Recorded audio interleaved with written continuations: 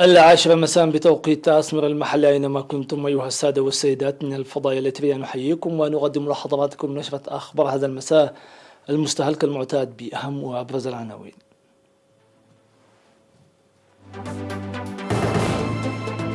إصابة 60 مواطنا بكوفيد 19.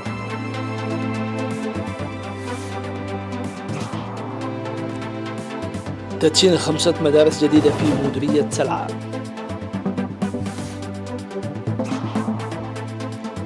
الإريتريون في المهجر يتبنون أسر الشهداء. إصابة عناصر من القبعات الزرق في هجوم لسيارة مفخخة في مالي. روسيا تستعرض قوتها العسكرية في البحر الأبيض المتوسط.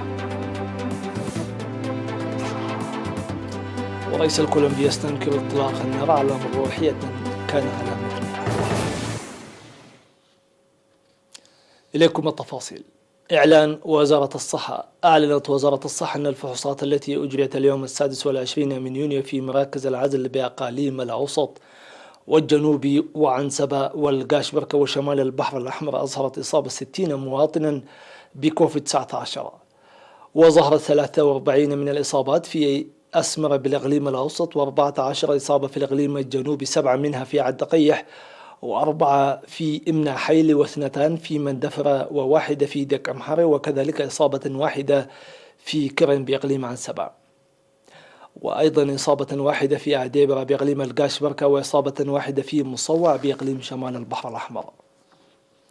في غضون ذلك شفي 39 مريضا، 25 منهم من الإقليم الجنوبي و14 من الإقليم الأوسط.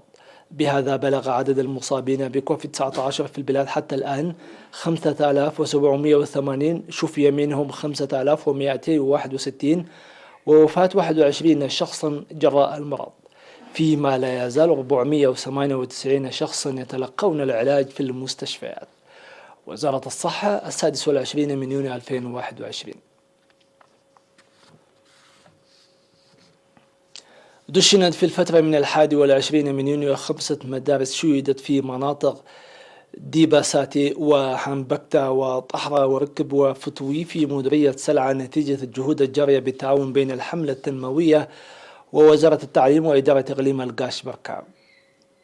وألقى مدير المديرية السيد وإلى محمد علي في مراسم التدشين كلمة أوضح فيها الخطوات الجادة التي تتخذها الحكومة لتوسيع وتطوير الخدمات الاجتماعية، وأشاد بدور المواطنين والجيش الشعبي ووحدات قوات حرس الحدود، وداعيا لتقوية الجهود الجارية من أجل ارتقاء المدارس التي تقدم التعليم إلى مدارس حديثة.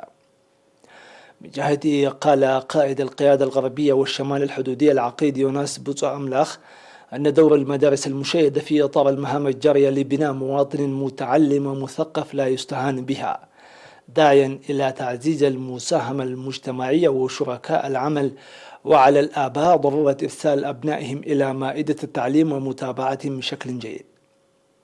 بدوره قال مسؤول التعليم في إقليم القاشبركة الأستاذ محمد علي إبراهيم أن المدارس الجديدة هي تكملة لمؤسسات الخدمات الاجتماعية المشيدة حسب الأولويات، وأن المدارس المبنية حديثا تحقق الهدف المشروط.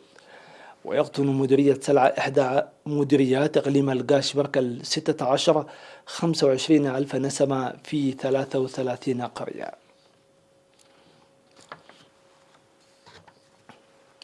جدد الإريتريين المقيمون في مختلف المدن السويسرية ولاس فيغاس الأمريكية العهد لتنفيذ أمانة الشهداء في ذكرى 20 من يونيو يوم الشهداء، واتخذ المواطنون مبادرات تبني أسر الشهداء لعام وعامين إلى جانب تبرعاتهم لتنمية صندوق أمانة الشهداء.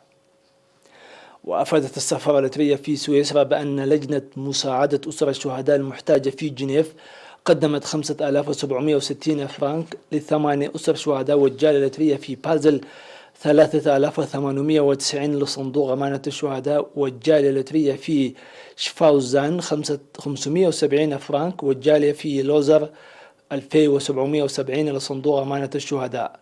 والسيد تخستتس فامريام والسيدة سارة يماني من برن مبلغ 720 فرنك بموجب التعهد لتبني أسرة شهيد واحد أسرة شهيد واحدة لمدة عامين، والجالية اللترية في زيورخ 6200 فرنك لصندوق أمانة الشهداء، ولجنة سلاوترن 4510 فرنك، ولجنة بيرن 3000 فرنك لصندوق أمانة الشهداء والتعهد لتبني 18 أسرة شهيد. وفي إحياء ذكرى الشهداء في لاس فيغاس الأمريكية تبنى 7 مواطنين أسرة الشهداء لعامين و65 مواطنا لعام واحد، وقدموا مبلغ حوالي $30,000.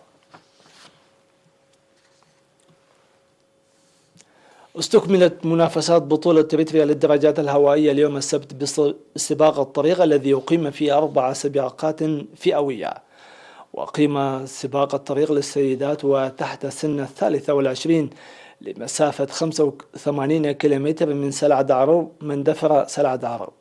وفازت في سباق السيدات المتسابقة بسرعة قبر بسكال عضوة فريق قال نفحي بوعد قطعها المسافة بساعتين و52 دقيقة و8 جزء من الثانية.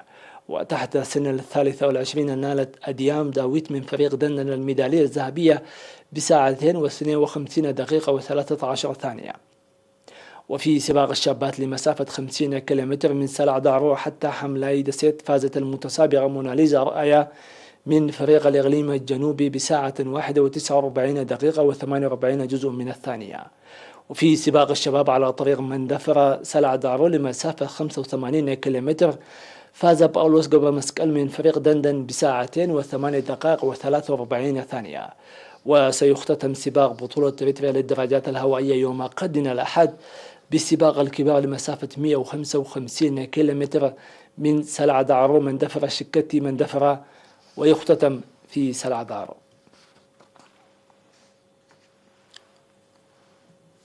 يقوم المواطنون وأعضاء قوات الدفاع المرابطة في مدينة عصب بأنشطة نفير واسعة لتأمين نظافة المدينة ومكافحة الأمراض الناجمة عن سوء النظافة. وذكر مسؤول التنمية الاقتصادية في المدينة السيد نقص فكري بأن النفير نظم في أهم شوارع المدينة ومناطق أخرى بانتظام، وأن أعضاء أقسام القيادة الشرقية يسهمون بما يعزز أنشطة النفير الجارية. وأوضحت هيئة إدارة القيادة الشرقية بأن العمل يشتمل على إزالة أشجار المسكيت المنتشرة في مدينة عصب، مناشدين اكتمال التسهيلات والمعدات لضرورة إنجاز العمل.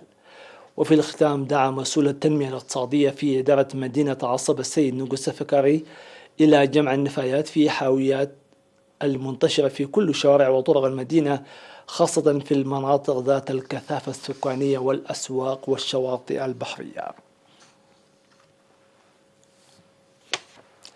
استشهد اليوم 26 من يونيو المناضل أحمد محمد حسين جراء مرض ألم به عن عمر ناهز 87 عاما. التحق المناضل أحمد محمد حسين بجبهة التحرير الإريترية عام 1974 وانضم عام 1975 في صفوف قوات التحرير الشعبية، وخدم في مختلف وحدات التنظيم.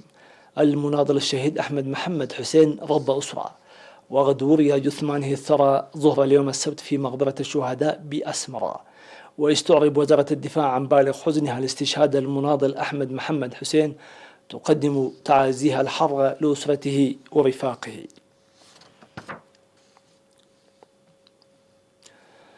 السادة والسيدات إلى فاصل ثم نوافيكم بالأنباء العالمية.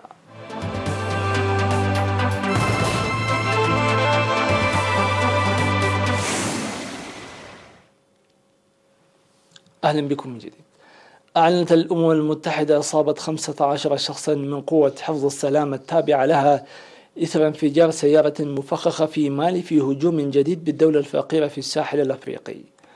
وقالت الأمم المتحدة على تويتر أن عملية إجلاء للجرحى تمت بعد الحادث الذي وقع عندما انفجرت سيارة مفخخة في قاعدة مؤقتة قرب تركنت في شمال البلاد بدون إعطاء تفاصيل أكثر.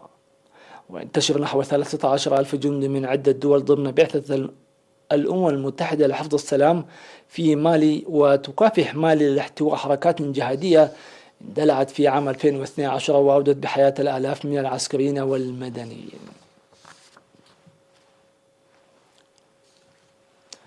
شن الجيش الروسي سلسلة مناورات تضمنت طائرات حربية قادرة على حمل صواريخ تفوق سرعتها سرعة الصوت في استعراض للقوى الروسية في البحر الأبيض المتوسط.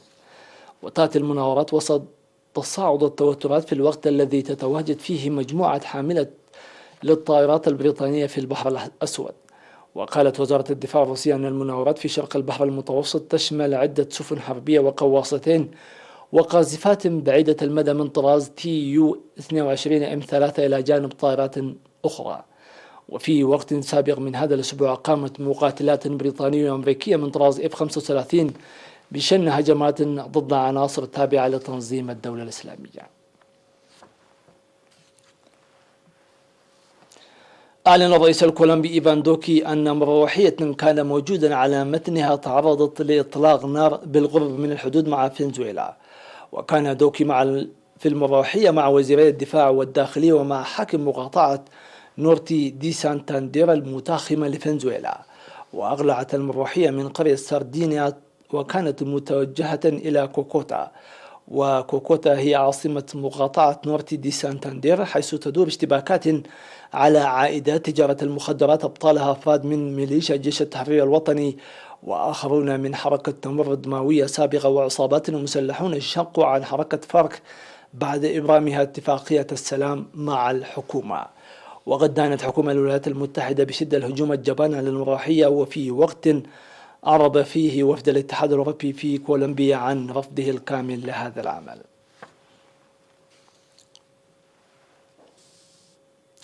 ضرب إعصار ضخم مناطق عدة في جنوب شرق جمهورية التشيك وأسفر عن مقتل 5 أشخاص، إضافة إلى تدمير عشرات المنازل وتحطيم السيارات والمساحات الخضراء.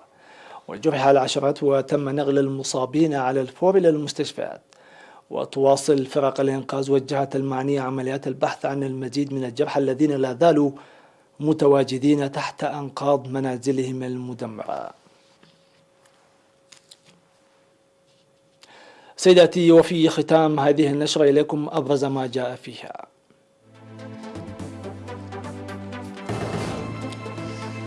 إصابة 60 مواطنا بكوفيد-19.